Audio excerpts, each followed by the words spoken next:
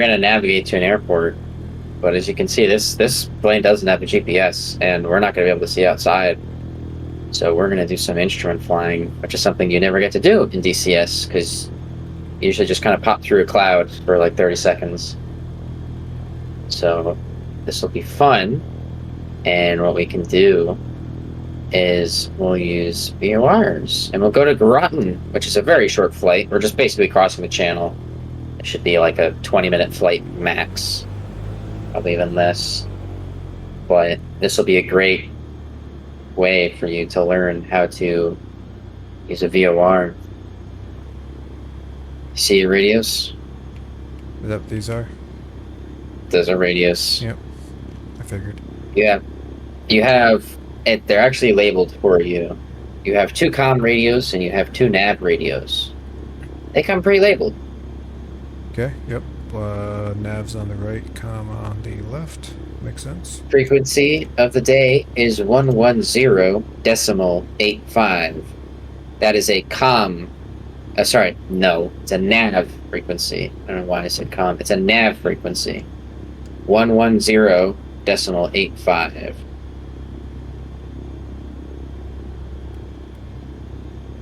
And I'll open this bad boy up.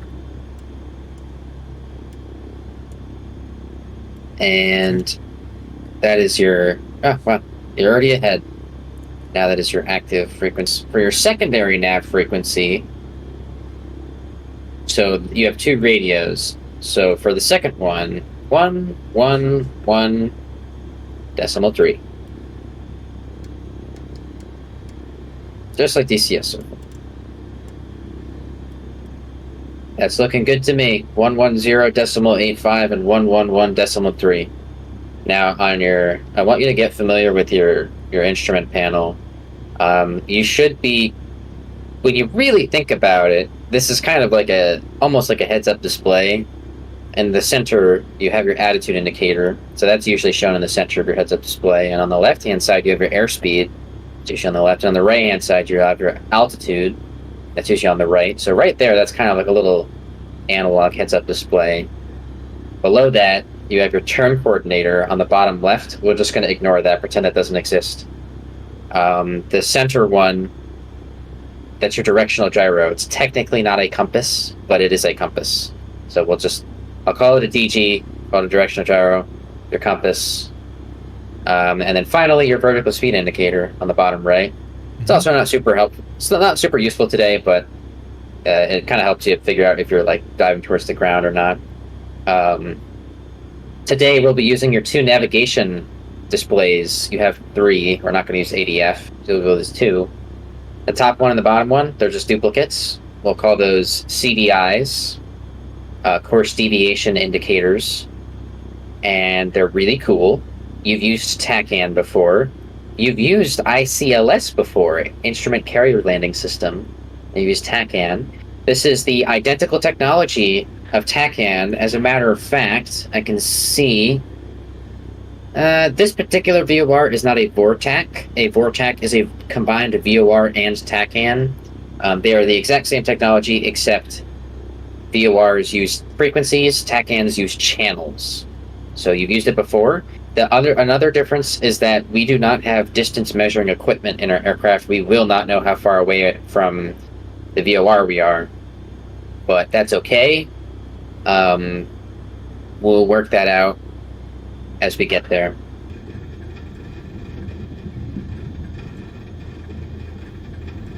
One thing, I will describe this. So on your CDIs, which are your navigational circles with the crosses on them, they're off right now, but they will come alive once we get into the air. Right. You have a thing called an OBS. I think that stands for Omni Bearing Selector. It is on the bottom left, and you can scroll it. So let us practice by doing that right now. I'm going to have you scroll that to, what is this, 039. I'm going to have you scroll that so that the yellow triangle at the top, is this a 039 course to it? Yes, so that the yellow triangle at the top is the 039, which would be basically you put it on the tick past 3 and you click it back 1, and that's going to be a 039 heading. So those are all heading markings there. So let's see how well you do. That's 030. And I can't quite see, but that looks kind of close to 039. That's 035. So you can see the big tick marks are 10 degrees. So that's 039. Okay. So once we get into the air, that should hopefully make things a little bit simpler. The bottom one, we'll just get a little bit more practice. We're going to set that one to 048. Doesn't matter too much, but this is just for situational. You'll see when we get there. So I'll just do the same thing. I'll put it to 050 and then click it too. So let's see. Let me know when you've locked in your 048 is what we're doing. Is that close? See, 3, That is 4, 5, 6. So 4.5. Something like that. something like that. Okay. We'll take off. So I'm ready. All right. I'm gonna punch you on 2,000 feet. The same heading. All right. Yep, 2,000 feet, 160. What's up, guy? Hey, Russ. Hello. I'm getting pilot license training. Yeah. He's trying to not crash into the Long Island Sound, and he's doing a great job so far. What plane are you flying?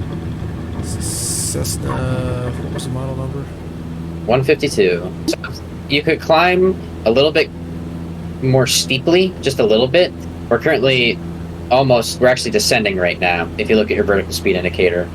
So what you do is you maintain a speed, so we could maintain like 80. So if we start going slower than 80, you pitch down, because now we're climbing very quickly. So just kind of trying to maintain a speed. So there you go. Yeah, yes.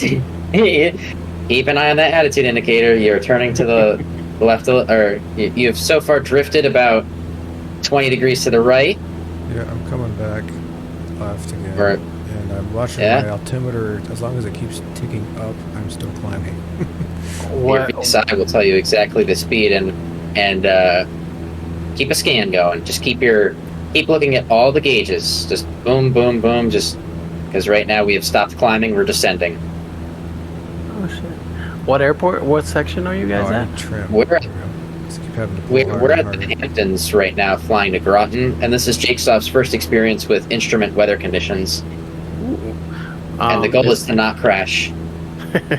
Is there I can like barely a do code VFR. or anything like You that? threw me into this suit. Yeah.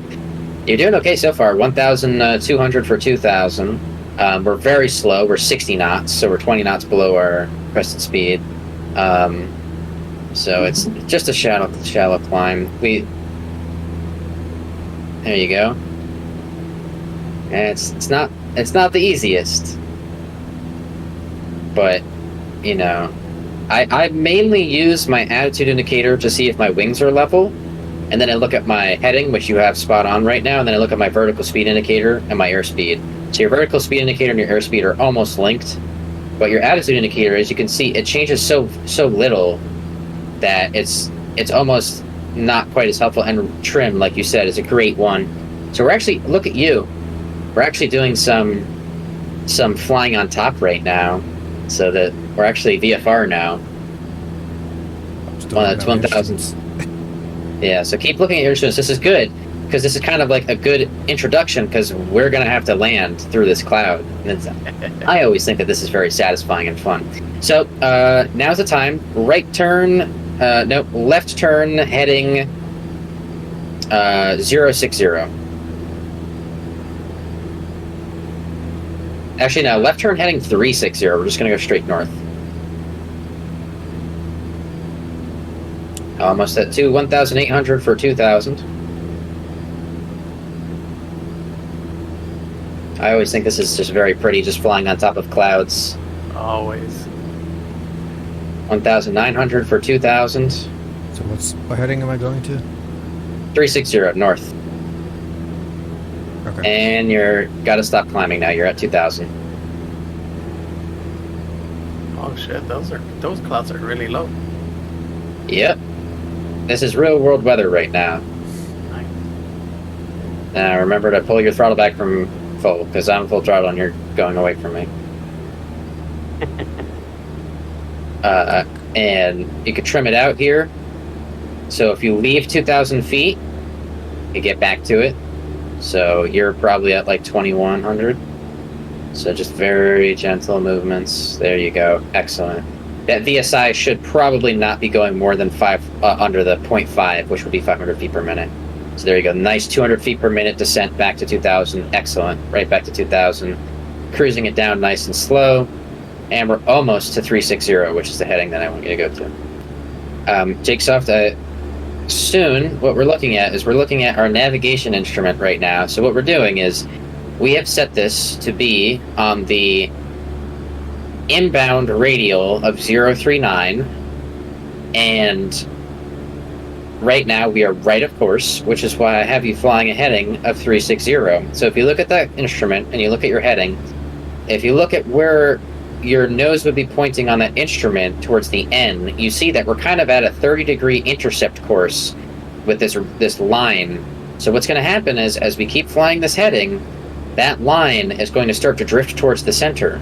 And once it drifts towards the center, it's just like flying the ICLS on the aircraft carrier. We'll turn right and fly roughly a 039 heading, depending on what the winds are. And we're going to use this as our left and right navigation to get us to Groton, because right now we don't know where Groton is. I mean, we could fly headings, but that's not going to help us. So we're just going to use this. So nope, not yet. Okay, you're correcting for 360.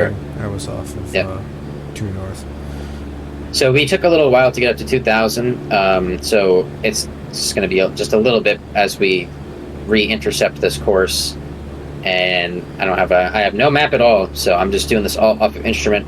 This would be a lot easier if I had DME equipment, but what I can do is, if I steady it out, I can see just kind of if we're getting close.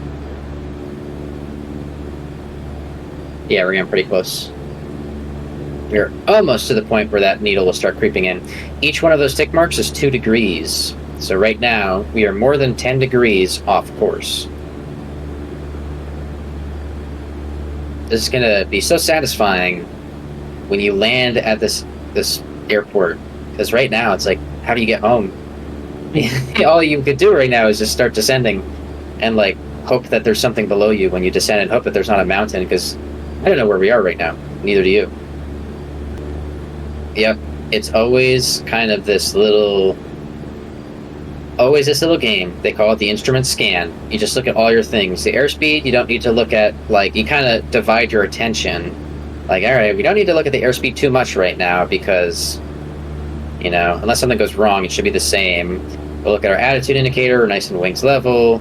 Look at our altimeter, descending at 2000. Look at our heading. Just keep a scan going, and don't forget the navigation instruments. As we just kind of look at all these instruments over and over, and practice not looking outside. Practice just looking inside, because you're going to lose those outside references once we start our approach. Yeah, I really am not looking outside at all. That's because, yeah. Yeah, Let's see. Mostly trying to look at my vertical speed indicator, because the Tomcat has the same thing in it, and I use that all the time. So, kind Fly of. new heading 330. We need to speed this up because of reasons that we'll get into in just a second. Actually, hold on. It's coming in right now. Try, yeah, we'll do 330 for now. We'll just have to make a little bit of a quick correction. So, 330. if you notice your bottom instrument, now the horizontal line has started to. I was kind of hoping that we would have more space, but this is such a short flight. The bottom instrument, the horizontal line, is your glide slope, because we are flying straight into the approach path. We're not going to do many vectors. We're just going to basically fly ourselves straight into the approach. So right now we're below glide slope. And what we're going to do is we're going to kind of transition from using that top instrument to the bottom instrument. And that will actually start a descent for us. It'll tell us vertical and horizontal. And that's going to lead us right to the runway. So it's what we're going to do is, instead of intercepting the 039 radial, we'll just keep flying this heading, and we'll just intercept the bottom one. Because I wasn't expecting to get the ILS so far out, but we could just transfer right to the ILS. But you can see that if we wanted to head to the airport, what we would do right now is, once that vertical line is centered, we would start turning to the right to 039, and then that would bring us to the airport. But we're actually already kind of getting ready for the approach. So this is part of our vectors on the approach. We'll just keep flying this heading, and we will intercept the 048 radial, which is the approach course now. But that's okay, because you will get the same experience with this ILS. So that was just a brief, very brief, and we didn't really follow it, but we watched ourselves kind of get back on course, and now we're kind of busting through. Here we go, look at the bottom one. Okay. Follow the bottom one. Maintain altitude. Don't follow the top line just yet, but follow that right line. So once we intercept it, we're going to go to a heading of whatever that is, so 048.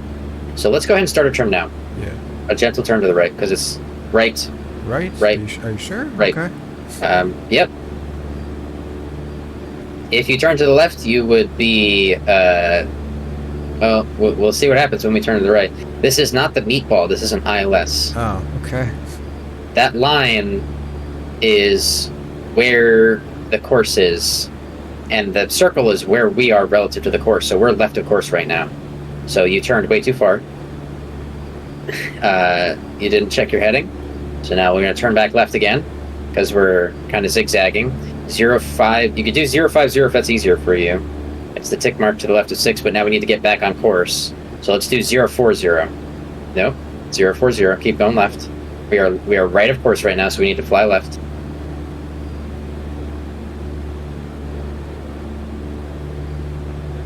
Now very gentle. Now this is a good heading. So watch as we gently intercept this course again. And then once we do, we will turn right to, we'll try 050. So we're doing 032 right now. So we'll see, we are now, it's more sensitive. The bottom one is more sensitive. This is 5 degrees. So that's actually, I think it's, what's that? 1 degree? No, we're not. Yeah, no, you're turning right too quickly. Because is that vertical line centered exactly in the center of that circle right now? No, it's a little bit to the... And now it's going further to the left because you turned too quickly and you turned past our heading. So go back to the left of 030 now, because you gotta, you shouldn't be turning more than 10 degrees right now. Once we fix this, this is very, we're sliding up for the runway right now. So watch what happens to that needle. It's slowly centering. Don't do anything until I tell you to.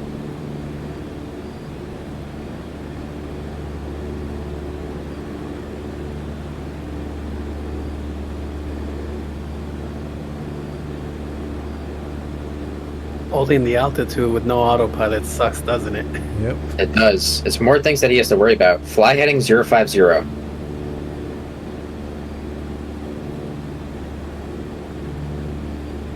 There you go. Now we fly this heading and we see what the needle is doing. It's drifting. It's drifting to the left. So now let's fly 045. So 5 degrees to the left.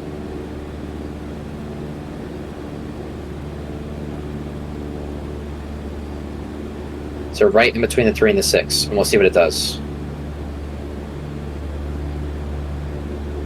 It's still drifting a little bit to the left, so now let's fly 040. And we'll see what it does. Because there's winds, so we're kind of feeling out the way. There we go. Okay, it's bringing it back. So 040, and we need to fly somewhere between 040 heading and 050 for the 048 approach path course, which kind of makes sense. So we'll fly 040 until we recenter the needle.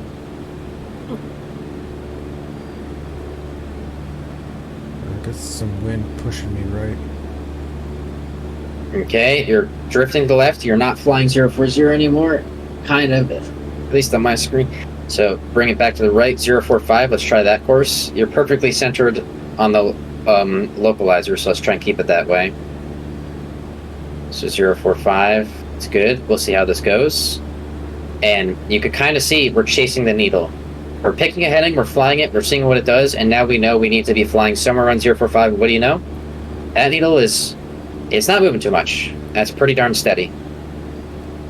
It's a pretty darn steady needle to me. Now, it's going to get trickier, Jake Soft. I'm going to be real with you, because that vertical needle's coming in. We're intercepting the glide slope from the top, or from the bottom. So this is up and down. We are below it right now, just like left and right. So now we're getting a little bit right, of course, so we'll fly just a few degrees to the left. And we're going to start our descent soon. I don't know, you sped up for some reason. Started descending. Don't start descending yet. Wait until we intercept it. And we're drifting to the right. There you go. Nice little correction to the left. Little correction. Alrighty, that's enough right there. Perfect. This gets more and more... It's degrees, not distance, so it gets more sensitive the closer and closer you are. Here we go. We're about to start our descent. A gentle descent, probably 500 feet per minute, is what will keep this vertical glide slope centered. This is perfect. And start a descent. Gentle, very gentle, just about 500 feet per minute. So you're already going too far down. Already too far, way too fast. Way too fast. 500 feet per minute. Now we have to wait a little bit because we have to re-intercept this vertical line. Because you started diving.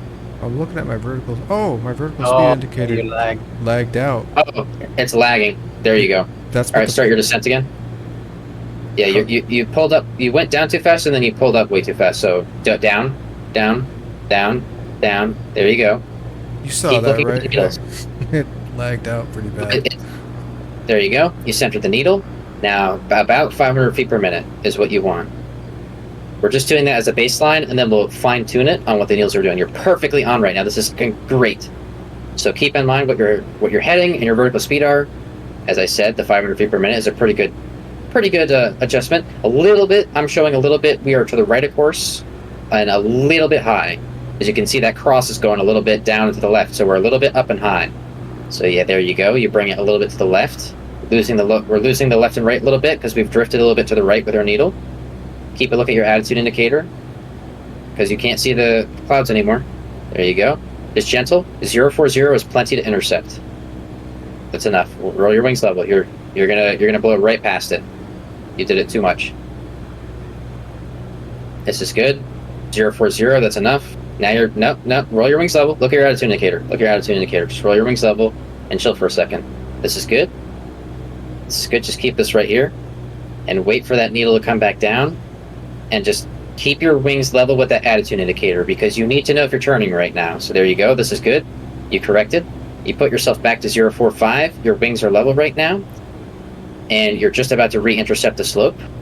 You gotta get back up to you. If you think what you're doing is hard, I'm doing formation and also correcting you at the same time. I'm doing, this is very difficult for me.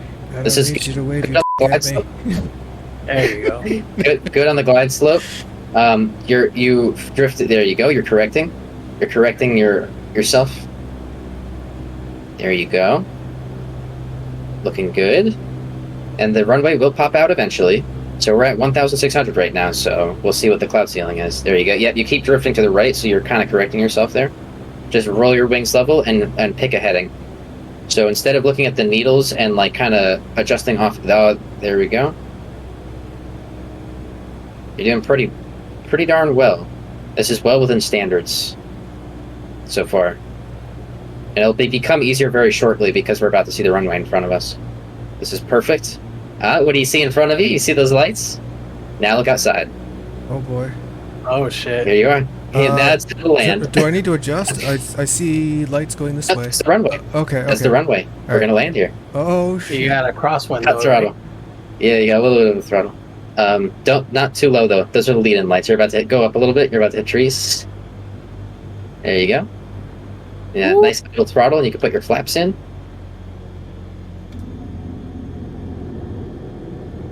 Look at that. The runway just appeared in front of you like magic, and you just navigated yourself across the Long Island Sound straight to the runway through all those clouds to a nice soft landing. Oof. I'm smiling right now. That was so fun. It's one word for it. It's stressful for you because you've never done it before.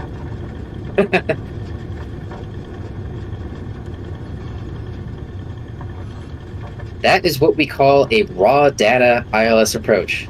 This is pretty much as hard as it gets. I can't think of too many things that are more difficult than doing a raw data ILS approach. I mean, in a very fast airplane it'd be more difficult, but this is a pretty hard way to do it. You had no flight director, you didn't have a G1000, you didn't have a big attitude indicator that took up a whole screen, you just had a little dial. And you did that really well.